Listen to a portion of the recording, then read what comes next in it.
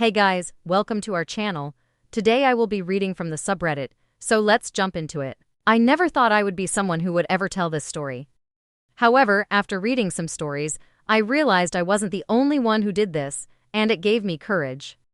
I met Mark when I was 14 and we were friends, but I didn't like his ego.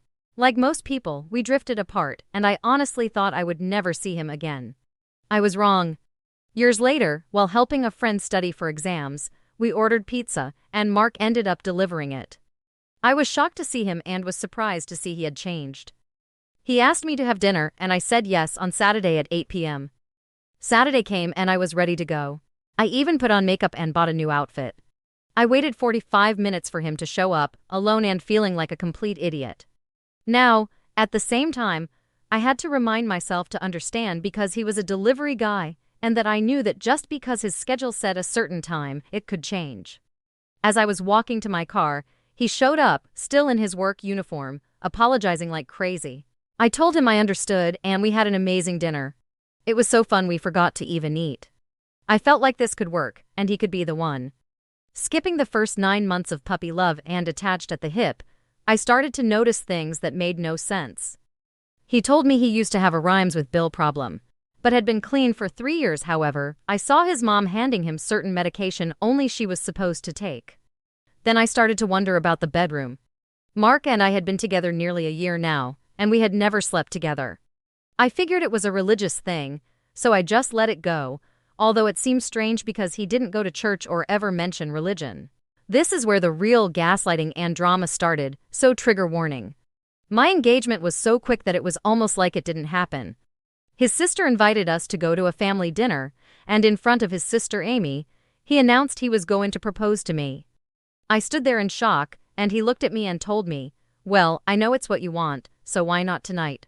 I did not want it that night. In fact, I had never even mentioned it. So, in the middle of dinner, he no joke gets on his knee, no ring. He proceeded to whisper to me, and I quote, "I love you. Please say yes because I'm embarrassed doing this in public." I was humiliated, hurt, and scared. His family was smiling and I felt cornered. I loved him and his family, so instead of listening to my gut, I said yes. Amy and I started planning the wedding with Mark working extra hours to help pay for things.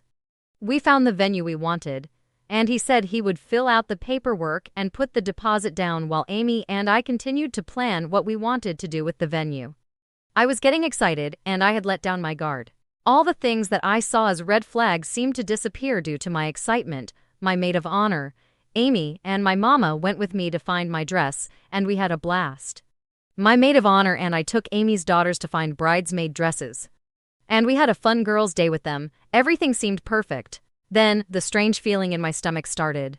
Instead of me going to find decor, flowers, etc.